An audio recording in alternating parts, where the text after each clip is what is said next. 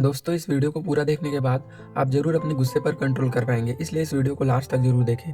दोस्तों गुस्से में जो बहस होता है वो एक युद्ध जैसे होता है। इस युद्ध में जो बुरे शब्द होते हैं वो इस युद्ध के हथियार होते हैं और हम इन्हीं हथियारों से एक दूसरे को ही जख्मी करते हैं। जख्म हमें अपनी आंखों से दिखाई नहीं देता, लेकिन अगर आप मन की आंखों से देखें तो जख्म बिल्कुल वैसा ही होता है जैसे युद्ध क्षेत्र में घायल सिपाही जख्मी हुआ होता है। दोस्तों एक उदाहरण से समझते हैं। मान लीजिए सत्यम अपने एक दोस्त राकेश की दुकान पर जाता है। वहाँ उसका दोस्त अमिताभ बच्चन की तस्वीर की पूजा कर रहा होता है। ये देख सत्यम बड़ा हैरान होता है। वो कहता है, ये तू क्या बेवकूफ़ी कर रहा है? अमिताभ बच्चन की कोई पूजा करता है क्या पागल?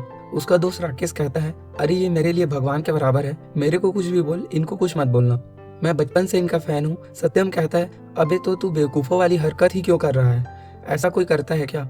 मेरे को ये अमिताभ बच्चन पसंद नहीं है। उसका दोस्त राकेश कहता है, क्यों पसंद नहीं है? बच्चन साहब की पर्सनालिटी भी अच्छी है और एक्टिंग भी अच्छी है, 7 फीट की मस्त हाइट भी है। सत्यम बोलता है, तू पागल हो गया है, तू बेवकूफ़ है, 7 फीट की हाइट नहीं है, मेरे जितना ही हाइट है, 6 फीट 2 इंच के आसपास। उसका दोस्त राकेश बोलता है, मैं बचपन से देख रहा हूँ, देख इस फोटो में इनकी पत्नी कुर्सी में चढ़ के टीका लगा रही है, तो तू सोच ये कितने लंबे होंगे। इतनी सी बात पे दोनों के बीच बहस हो जाती है। सत्यम कई तरीकों से राकेश को गलत साबित करने की कोशिश करता है। आसपास के लोगों को भी बोलता है कि राकेश पागल है, लेकिन राकेश नहीं मानता। लास्ट में सत्यम इंटरनेट की हेल्प से ये दिखा देता है कि अमिताभ बच्चन की हाइट 7 फीट नहीं है। उसके बाद सत्यम को कुछ काम आ जाता है और वो वहाँ से चले जाता है। दोस्तों अब यहाँ पर राकेश इस आर्ग्यूमेंट को हार गया है, लेकिन अगर आप ध्यान से देखें तो आपको समझ आएगा कि दोनों ने एक दूसरे को जख्मी किया है। राकेश हार गया इसलिए ज्यादा जख्मी हुआ है। बेवकूफ, पागल जैसे शब्द इस युद्ध के शुरुआती हथियार थे। राकेश को हारने पर बिल्कुल ऐसा महसूस हुआ है जैसे उस पर किसी ने तलवार चला दिया हो। सामान्य दृष्टि से देखने पर यह सब एक नॉर्मल कन्वर्सेशन है और इस बात को दोनों भूलने की कोशिश भी करेंगे, लेकिन अगर आप ध्यान से देखें तो यह आपको खूनी लड़ाई दिखाई देगा।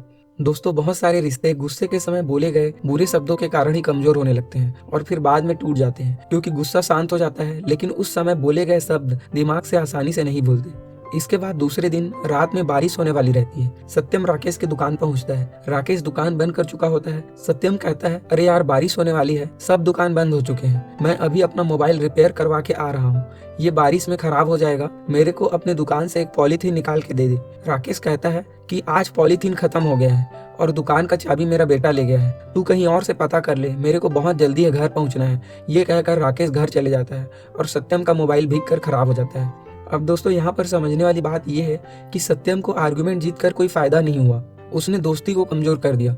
हाइट 7 फीट नहीं है, इस बात को किसी दूसरे से या फिर व्हाट्सएप के जरिए और कई तरीकों से अपनी बात रखा जा सकता था।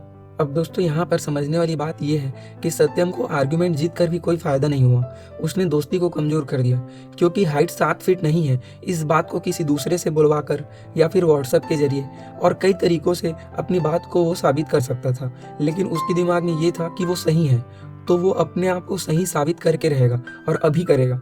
दोस्तों इस बात को याद रख लीजिए कि आपको गुस्सा तभी आएगा ना जब आप सही रहोगे और आपको कोई गलत कहेगा।